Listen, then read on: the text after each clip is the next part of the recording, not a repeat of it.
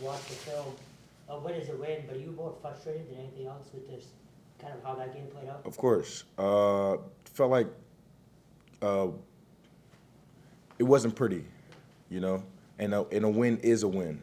But, you know, we obviously thought that, or after watching the film, if we could have cleaned up certain things that were pretty sloppy on game day, the win would have been, it wouldn't have been close going, you know, out of that rain delay. But yeah, a win is a win, but we knew that you know, not every win is going to be pretty. So it's, What's it like going for a game where no one thinks you're going to lose and now no one thinks you're going to win? Just what's that transition like? it's like it's not a lot of weight on our shoulders, honestly. You know, we can go in this week, you know, playing free, being free, because like you said, no one thinks that we're going to win. So, you know, we've done it a couple times before in the past, you know, going into games where, you know, a highly ranked team. And that feeling before that game, you know, we practice very hard. You know, we're going to be ready to go. But, you know, you can just play free. You know, there's no expectations for us. Can you talk about Jordan Travis? Have you gotten a look at him yet? I'm sorry, go ahead. No, just the quarterback of Florida State. Yeah, pretty good quarterback in my opinion. Haven't looked at his film from this season, but you know, after playing him last year and you know watching the film from last year, I know he's a solid quarterback, slippery guy, hard to bring down. But I think we'll be ready up front, ready to go. Red Bandana week, obviously you've been through a few of them now, I think, just versus me and you guys, and how much does that energy actually kind of help on game day? Yeah, it's very important to us in this program, in this school, obviously, because of Wells. And I would say that energy does, you know, we do bring that because, you know, like Wells did, he didn't do it for himself. You know, he helped others around him. And so we take that mentality, take that mindset, and it's do it for your brother next to you. You know, if you don't want to do it for that guy. You know, play for somebody else that's other than yourself.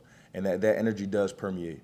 And that's extremely important to get that message across, and it has already been gotten across, you know, to the team this week, especially to the young guys who's, you know, this is their first Red Bandana game. But it's a team effort. You know, everybody has to play for everybody, has to work together with everyone, and that's how we'll, you know, be successful. With today being the anniversary, will you guys do or talk about anything or do anything special?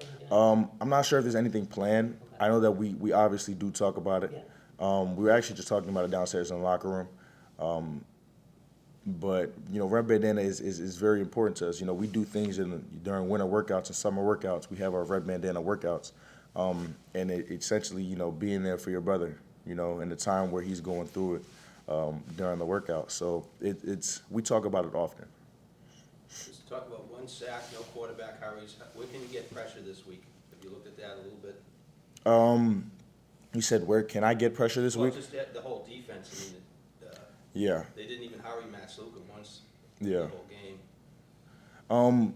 Well, that's going to be an emphasis this week because we know that they have a really good passing attack, and they have a solid quarterback back there.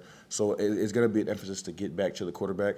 It was frustrating last week, especially with the game plan. You know, we didn't really want him to scramble too much. So I think it might have slowed down the passing, the hurries and the pressures and stuff like that. But there's going to be an emphasis this week because we do have to slow their quarterback down in terms of, you know, him being able to, you know, throw those passes. So if Vinnie doesn't play, you guys not be 0-2 going into this game. Did you guys give him a nice pat on the back, thanking him for the play? Who, Vinnie? Yeah, the fumble return. Yeah, of course we were very excited for Vinnie. We appreciated the play, obviously, but yeah, he got his credits. As a captain on this team, the penalties continue to kill you guys. Yeah. Do you personally address it with anybody? Is it a team-wide thing? That was addressed yesterday in our Sunday practice, honestly, because we can't shoot ourselves in the foot. You know, that undisciplined style of play, it doesn't work. You know, especially we're going into ACC play now. We know that that's not going to be acceptable. We cannot shoot ourselves in the foot anymore as much as we have in the past 2 weeks. So it's definitely been addressed. This last year's win over NC State give you guys even more confidence going into this game? Personally, I haven't really thought about that. But looking back on it, I know that it's very possible. You know, we make those plays in those big time moments. You know, we stop their offense. It's very possible.